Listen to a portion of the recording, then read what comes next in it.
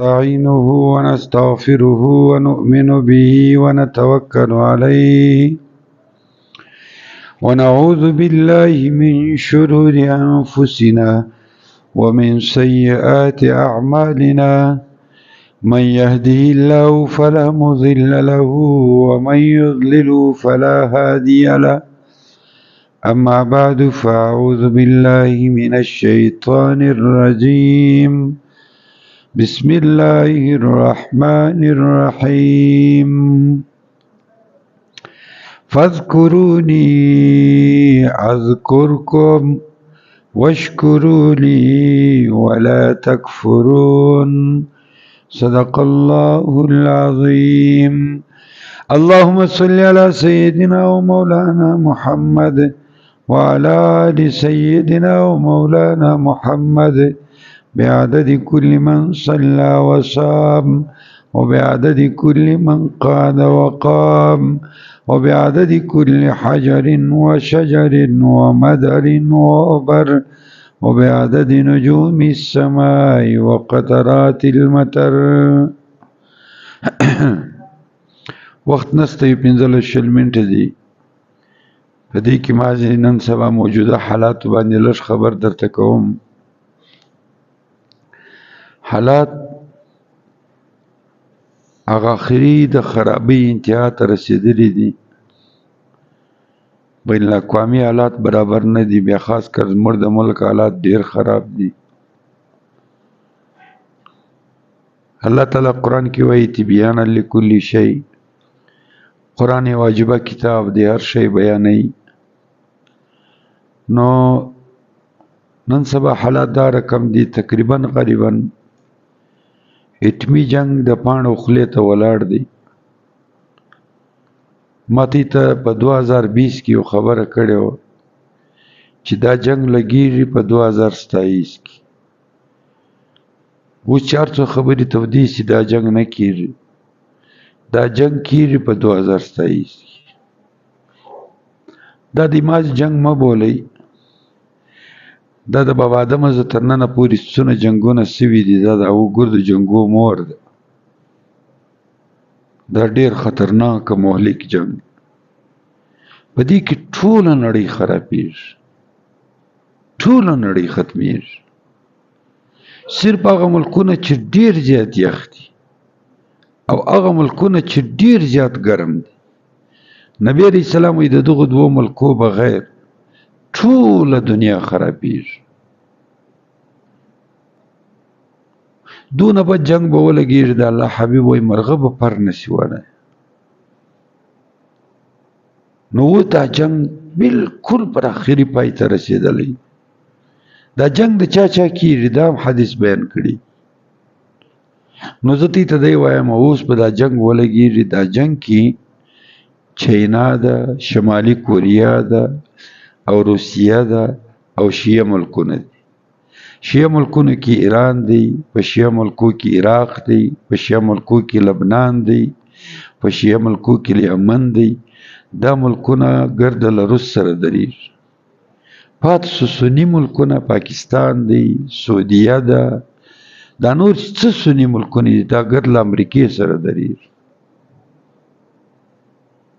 چې هر څو خبرې راشي دی شي او هی شي او دی شي او هی شي په دې پسې مه ځئ دا اټکلي خبر د سنیان له امریکې سره درېږي شیګان چې دي هغه له روس سره درېږي دا جنگ به کېږي په دې جنگ کې ټوله نړۍ ختمېږي تر امریکې پورې چې هر څو طاقتور ملکونه دي دا ګرده کې ځي تر ګردو زیات څوک خرابېږي تر ګردو زیات اول نمبر په نړۍ کې اسرائیل خرابېږي دویم نمبر پاکستان خرابېږي پاکستان به انتهایی زیات خراب شي پر موږ به داسې حالات راشي چې موږ چې ګوله پیدا کوو نفس به مو وخېږي بیخي ډېر انسانان به له لوږې مړه شي ولې الله سبحانه وتعالی به د ګردې مځکې د ټولې مځکې څخه به الله جل جلاله د خپل نعمتونه داسې کش کړي نن چې د نعمتو باران دی هر انسان چاپل مسکین سړی هغه په نعمتو کې ډوب دی دغه به الله پاک د مځکې برکتونه به داسې واخي کش به کې د مځکې برکات به ختم شي نو واوره چې زر پلانونه او تدبیرونه اختیار کړي د خلاصېدو یوه لارم نشته، صرف په اعمالو به خلاصېږي. الله وایي فذکروني ما یاد کا اذکرکم تا به یاد کا. ته ما څه ته رایادوې؟ ستا خو ته خو ګرد ورځ له ما سره سره یې، ته ما بیا څه ته رایادوې؟ والفذکروني ته ما یادوه، اذکرکم زه به تا په نعمتو یادوم، زه به تا په احساناتو یادوم، زه به تا په ښېګړو یادوم. نو راسئ زه څه اعمال درښیم، دغه اعمال خپل کړئ. وخت اخري دی، نور انتظار مه کوئ. ګورې یوه خبر وه، شیطان دونه ظالم دی، ما تا ته وایي ته ودر چې راسي بیا بیا ګورو، بیا بیا ګورو نه، اوس په تیاري ورته کوي. په هغه وخت کې بیا اعمال هم ګټه نه کوي، اعمال کچوي. که چا اعمال ګټه نه کوي، پاخه اعمال ګټه کوي. چې له وخته پاخته یې په هغه اعمال ګټه کوي. دا چې په هغه صدقې شروع کې تی پام پر وکوي چې ګټه نه کوي. و یاره ته به مې دونه مې پر ځان کلمات وویل، هېڅ فایده یې نه کوه. ما چې یوه ګولۍ یې راکړه ډاکټر زه کلک جوړ شوم، ګز سره مې دا عقیده خرابه شوه. نو تا له وخته کړي نه دي. نو له ننه زه دې ته څو اعمال درښیم، په دغه اعمالو بوخت سئ، بیا به ډېر ارمان وکړي. الحمدلله و شکر لله، زه په پابندي کوم. د حالاتو څخه د ځان د بچاولو دپاره ما درته وویل اخره زمانه کې اسباب بیا کار نه کوي، بیا اعمال کار کوي. نو راسئ دا اعمال زه در وښیم، ټول آسان اعمال. میله کوه میله کوه، لکه ډوډۍ چې نه وخورې بې چینه یې. په کار دا دی چې دغه اعمال در څه پاتې شي، ته په کار دی دغونه بې چینه یې لکه ډوډۍ چې دې نه یې خوړلې. ګوره نن څونه بدالات چې د ماځې ورځو درز اوس بل ورځ 10 کسان مړه شو په دا کوټه کې. دا په دا خبرو زه مرم، ته کې وګوره یو سپین ږیری هم کې نسته، ګرده 22 کلن 25 کلن هلکان. اپسي والا به څو مړی، دا خل چې حمله یې وکړه دا به څو مړی. 10 کسان خو لارویان مړه وو، کم سے کم په د یوه دماکه کې چې ډېر کم مړی 15-40 کسه مړی. دا په دا خبرو زه مرم. خو دغه رقم حالات راځي. تی راته وایي ته چې ګسه ښار له ولاړ شي، لا خو هسته یقیني چې زه به ژوندی ولاړ شم، خو دغه دماکې چې هر ځای ډز شو بس چپی شو. ولهذا د دې دپاره حبیب موږ ته خپل اعمال راښولي دي چې ته دغه اعمال کوه بیا به ته بچاوې. نو د دې اعمالو زه اوس شروع درته کوم. یو خو چې سار له کوره وتې، سار چې له کوره وتې د سال مانځه بعد به کښېنې څو صورته درښیم، دا به نه پرېږدې، ګر سره به یې نه پرېږدې. څنګه را سره وعده مې ده که نه، نو دا خوله نه ستړې کوم چې پالتو یې درښیم. موږ مطالعه درته کړي، خواري مې کښلي دغه دپاره چې امت ته ګټه ورسو، هغه څوک غوږ نه نیسي. نو څو عمله دي دا میله کړو چې سار دې سلام په وګرځو، سبحان الله والحمدلله الله اکبر دی ووایه، امام دعا وکړه، بس وخت ضایع کیې بغیر، وخت ضایع کوه مه. دستي قرآن شریف راواخ. قرآن شریف چې دې راواخیستی اول واره سورة الدخان ووایه. سورة الدخان په الیه ردو کې په 25مه سپاره کې سورة الدخان دریم سورت دی د سپارې. دا څه چم کوي؟ دا دنیایي احوال په دنیا کې چې کومې سخترې راځي له دې دې بچاوي. د ټولو اکابرینو مجرب عمل. سورة الدخان ما کتلی دی 3 منټه کشنی صورت. اول خو چې سره یادې کې څه توانې سونه سختۍ په دنیا کې راځي، هغه زه الله بچاوي. ګوره نن خدای وخت دی سبحان الله، مړی به یو چا کړی، ته به پکې ګرفتاره شې 26 کاله جیل 25 کاله جیل به در باندې وخیږي. چې سورة الدخان وایي له دغه ټکو به بچاوي، ټکه به نه به در باندې لویږي چې له خوا یو مسله نه راځي، مګر یقین به دی چې والله بچاو مې که تجربه کوله بیا نه کېږي. چې څنګه دی سورة الدخان ختم کړي فوراً سوره یاسین راوړ. سوره یاسین وایه. سوره یاسین 2 ګټې کوي. ګوره سورة الدخان څه ګټه کوي راته وایه؟ دنیایي چې کومې سخترې دي له دې دې بچاوي. او سوره یاسین څه ګټه کوي؟ دوی زبردسته ګټې کوي. یوه ګټه دا کوي په دغه ورځ باندې تر ماښامه پورې چې څونه کارونه کوي الله وسایي درکوي. په هر کار کې الله د سر ولاړي، سختي به نه در پیښ کېږي. دویم د قیامت پر ورځ باندې چې کوم اتند لري لغې تندې د بچاوي، د قیامت له تندې او د دنیا له سختري د بچاوي، یعنی مشکل به نه درته پیښ کېږي. د دخان دې ختم کړي دستي به یاسین ووایه. یاسین چې دې ختم کړي څنګه دې سوره یاسین ووایه فوراً به دا سورتونه ستا په یاد ځي. انا اعطیناک الکوثر به درې واره ووایه. ګوره زه ترتیب در شایم د زندګۍ دا د سال مانځه بعد انا اعطیناک الکوثر به درې، دا به څه پیدا وکړي؟ د دشمن زه د حفاظت بله یوه طریقه نشته. که له دشمن زه ځان بچاوی بس دغه طریقه ده. انا اعطیناک الکوثر درې واره په ګارنټي دي دا ګرده، مګر شرط دا دی یقین به دي. عمل نیک نه غواړي، یقین غواړي. انا اعطیناک الکوثر به په دا ورځ به د دشمن له دشمنۍ بچاوي. لویه خبر چې څنګه دي انا اعطیناک الکوثر ووایه بیا به قل یا الکافرون ووایه. قل یا الکافرون څه کار کوي؟ چې کوم سړی په پابندي سره دروازې درې واره قل یا الکافرون وایي کافر به نه مري.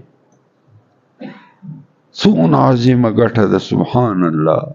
مرګ به دي پر ایمان یا اخر خاتمه موږ سره معلومه ده چې موږ به څنګه مرو. په سلو کې 99% انسانان د خپلو بد اعمالو له وجې په اخري د زکندن په ټیم باندې کفر سره مخامخ. قل یا الکافرون وایه الله به دې د کفر له مرګه بچاوي. څونه اسانه ګټه ده یاره.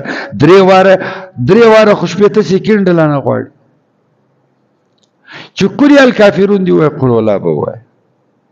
چې کوم څوک په پابندي سره درې واره دروازې قل والله وایي الله پاک به د نفاق له مرګه بچاو کي، منافق به نه مري.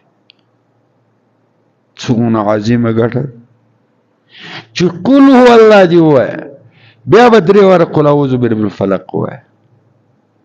چې کوم سړی په پابندي درې واره دروازې قل اعوذ برب الفلق له بسم الله سره وایي الله تعالی به د حسدګر له حسده وساتي.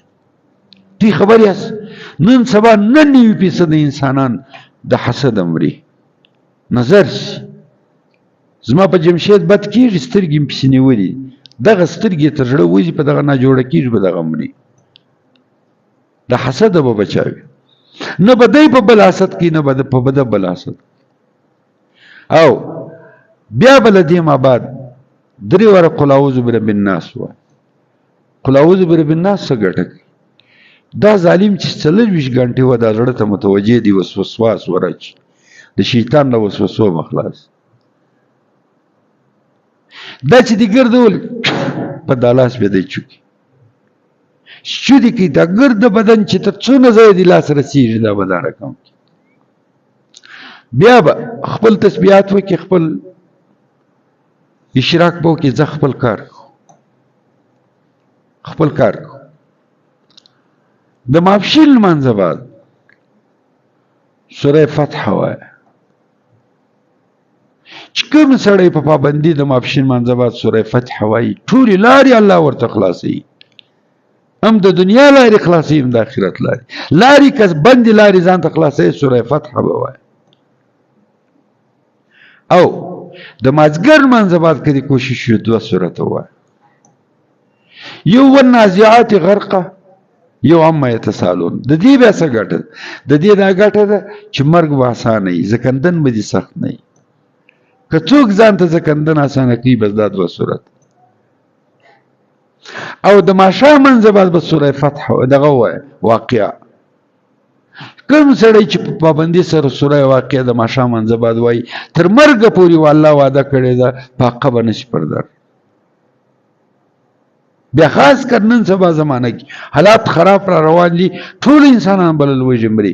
سوره واقعه وایه ان شاء الله الله به د بل د لاس نه کې محتاج او ان شاء الله العزیز الله پاک به د لپاقې سره تر مرګ پورې کوم مخامخ. د مغسل منځبات تبارک الذی وایه. تبارک الذی بیا څه ګټه کوي؟ به تبارک الذی دا ګټه کوي د قبر ژوند اسانه کوي. نبی وایي د قبر کډۍ کډۍ مه بول، د قبر کډۍ کډۍ مه بول، یا د جهنم له کندو یو کنده ده یا د جنت له باغچو یو باغچه ده. چې څوک تبارک الذی په پابندي وایي والله قبر به د جنت له باغچو یو باغچه وي. مخصن چې دی تبارک الذی وایي اوس نو اوس سم غوږ ونیسه. کې بنې هر شي ته ټیم لرو، دې ته ولې نه لرو؟ اورې 314 واره به استغفار ووایه چې استغفر الله استغفر، بیا به 314 واره درود شریف ووایه، اسانه درود وصلی الله علی النبی الامي، بیا به 314 واره لا اله الا انت سبحانك انی كنت من الظالمین. یا الله عبادت لایق یو ته، سبحانك تلعر عیب پاکی لما سر دی ارچ شکڑی دی، لیکن انی کنت من الظالمین، ز ظالمیم، ز سمنایم روان. په بدن کې دي څونه تکلیفونه دي، الله به درځه وکړي لا اله الا انت سبحانك انی کنت من الظالمین. ډیر طاقتور عمل دی. بیا چې د کوم حاجت په زړه کې دي نه پوره کېږي حسبنا الله ونعم الوکیل، دا به 314 واره. ته د اروز دا رقم تېروه، بیا د خپل ځان خوشحالۍ ته ګور، بیا د خپل ځان و اطمینان ته ګور، بیا د خپل ځان کاروبار ته ګور. دا زموږ علما تی پام پر وکړي، سخت غریبان دي، ډیر سخت غریبان دي. په دنیا کې تر دې غریب مخلوق نست، لیکن په دنیا کې تر دې خوشحاله هم قسم ده کستا، سپین کالی جیب خالی، خوشحالم قسم په خدای ترار چا دی. ولی دا دغه اعمال کوي، بل یو شی نسته، دا دغه اعمال کوي. ګرده دنیا ورتاریان دا کور څنګه ساتي، دا په دغه اعمالو ساتي. ما ته مخکې یو ګپ وکړه، یو عالم و په دا جناټون کې پروت، ډیر زیات غریب. بیا روز ما ته وویل مولوي صاحب حالات ډیر خراب. ما ورته ویل دا لمانځه بعد وواره لیلاف قریش وایه او دا یقین کې چې الله به زما ټولې مسلې حل کوي. ته به بیا ووینې. دوه ورځ ما ویل دی داسې خندل کور ته پروت اخیستي وو، ول بس ما مسله خو حل شو، زما د روزۍ مسله حل شو، د غیب له خزانو حل شو. خو اوس دا زموږ کور خراب دی، زموږ زړه ته نه لوېږي. ولې زړونه واوښتل. دا قلب په عربي کې زړه ته قلب وایي، قلب ته قلب ځکه وایي دی اوړي. واوښتل نن زموږ زړونه ډېر سخت شو، زړه ته مې نه لوېږي چې اعمال کار کوي، ځکه خو موږ تباه. ما درته وویل چې صحابو ته به چا ولي کار به مسله به ورپېښ، ولې یاره ما ته دا مسله راپېښ، ول ته ما ته ولي وایې، زه خو ته خدای نه یم، خو مسله در سره ده، پر مانځه ودرېږه، مانځه کې دا طاقت دی ګرې کیسې حل کوي، ته ما ته ولي وایې. نو څنګه مې خوښ ده، دا اعمال به کوو که نه. ما خیال نه مې سوزده سورة الدخان میله کوي چې د دې حالات ګوره. بیا یو خبر وایه، اوس خو داسې حالات را روان دي، دی ودې دا خیال نه شي چې له دې ما بعد به حالات سم شي، دا له دا ګیرې وباسي.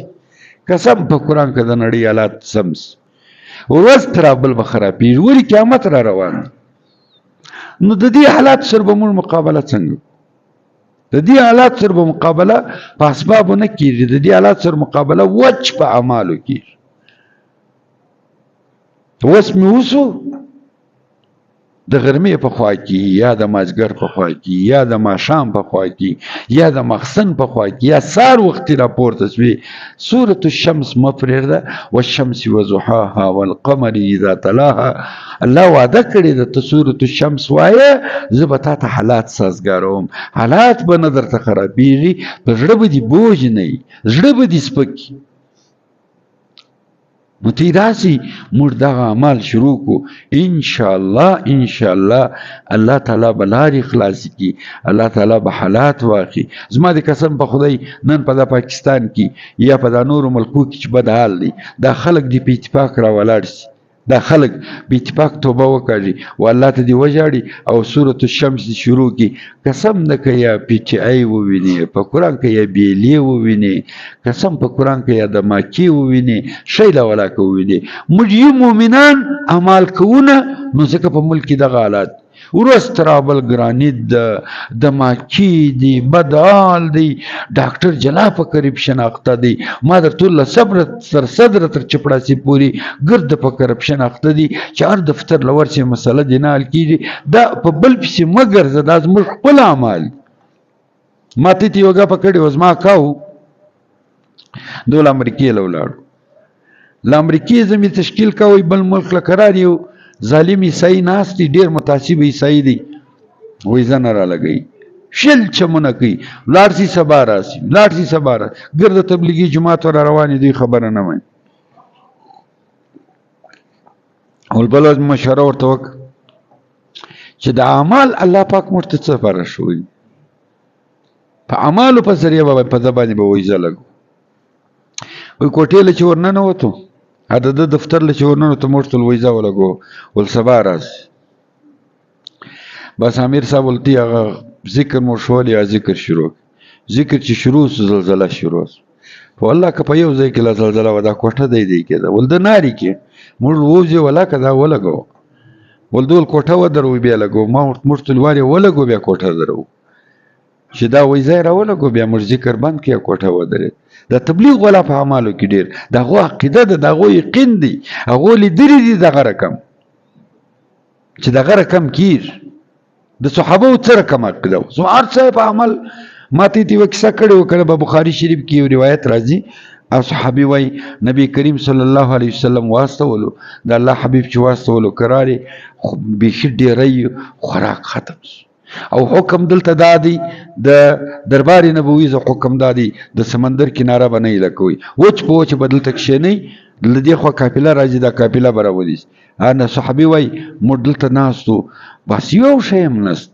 سات بعد چې ګورو سمندر لا خوازه یو مای را وغورځوي سبحان الله پرې و مې اش مای خوري هغه نه ختمې دی اخر می اوري کنه عبید الله ابو عبیده بن جراح رضی الله تعالی عنہ دغه مای دوی پښتې دی سر ودرولې جک سړی را وستي پروش کې نه وي ولته تیر سو دغه سر د پښتې سر له نو ورچې دی خالد د پښتې دونه غټي وي چراله نبی رسام ته ول چې د الله حبیب مرسل خو الله پاک دین سره وکي وای د الله حبیب راته ول وای غوښه لږ نست چې ماته مراکي وای و بج غوله خلاص کول د الله حبیب ما چې غوښه راوړې ده بس غوښه ورکه د الله حبیب هم د غوښه وخوړه ول دا د الله سبحانه و تعالی خصوصي نصرت راځي په اعمالو الله تعالی توفیق راکړي ان شاء الله المانځه بعد به درود شریف اهتمام